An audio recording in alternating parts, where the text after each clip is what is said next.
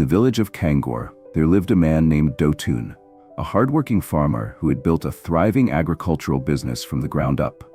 He wasn't just successful, he was respected. Dotun had a knack for turning barren fields into bountiful harvests, and his prosperity allowed him to live comfortably. But what truly set him apart was his generosity.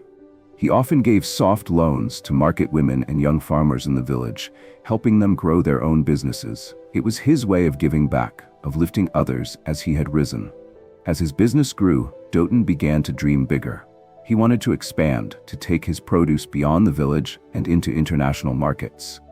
After months of careful planning and a thorough feasibility study, he felt confident. The numbers looked good, the market was ripe, and the potential for profit was undeniable. All he needed was a little more capital to make it happen. So, Dotun approached the village king with a proposal.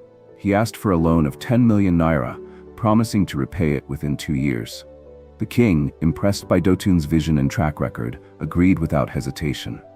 With the loan secured, Dotun poured everything into his expansion, buying more land, hiring workers, and preparing his goods for export. He briefly considered selling locally, but the allure of international trade was too strong. The potential profits were too good to pass up. For a while, everything seemed to be falling into place. Dotun's farm flourished, and his goods were loaded onto a cargo ship, ready to be shipped overseas. But just 3 days after the ship set sail, disaster struck. News arrived that the vessel had capsized, and all of Dotun's produce, his entire investment, was lost to the sea. The blow was devastating. Dotun collapsed under the weight of the news, his dreams shattered in an instant. Without his goods, he had no income, no way to repay the king, and no means to support his family. He tried to secure loans from other lenders, but no one was willing to help a man already drowning in debt.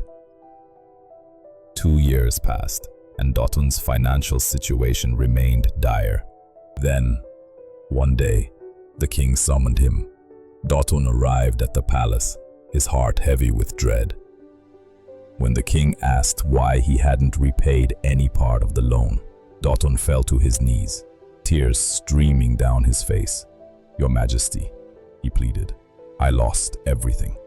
Please, give me more time. I beg for your mercy."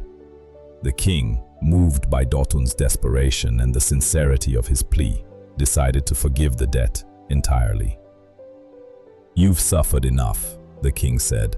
"Consider your debt wiped clean. Start anew." Dotun was overcome with gratitude. He thanked the king profusely and left the palace with a renewed sense of hope. For the first time in years, he felt like he could breathe again. But as Dotun began to plan his comeback, he realized he needed capital, fast. His thoughts turned to the market women and young farmers who still owed him money from the soft loans he'd given them years ago. Determined to recover what he could, Dotun set out to collect his debts. Unfortunately, many of his debtors were struggling, just as he had been. They pleaded for more time, explaining that they couldn't repay him yet. But Dotun, desperate and impatient, refused to listen. He had them arrested and thrown in prison, insisting they remain there until they could pay. Word of Dotun's harsh actions spread quickly, and it wasn't long before the king heard about it. The ruler was deeply disappointed. "I showed him mercy," the king thought, "and this is how he repays it." Furious, the king intervened, securing the release of the imprisoned debtors and even providing them with the funds to settle their debts. The next day, the king summoned Dotun once more. When Dotun arrived, he expected gratitude, or perhaps a word of encouragement. Instead, the king's face was stern. "You will repay your loan to me," the king declared, "in full and immediately." Dotun was stunned. "But, Your Majesty," he stammered, "you forgave my debt. You said it was wiped clean." The king's eyes narrowed. "I forgave you because I believed you were a good man, a just man. But your actions have proven otherwise. You received mercy, Yet you showed none to those who owed you far less. If you could imprison them for their debts, then you must repay yours in full." With that, the king ordered Dotun's arrest, declaring that he would remain in prison until every last naira of his debt was repaid. The moral of the story: greed and selfishness can destroy even the strongest foundations. When we are shown kindness, we must extend that same grace to others. True prosperity isn't built on wealth alone, it's built on compassion, fairness, and the willingness to lift others as we climb.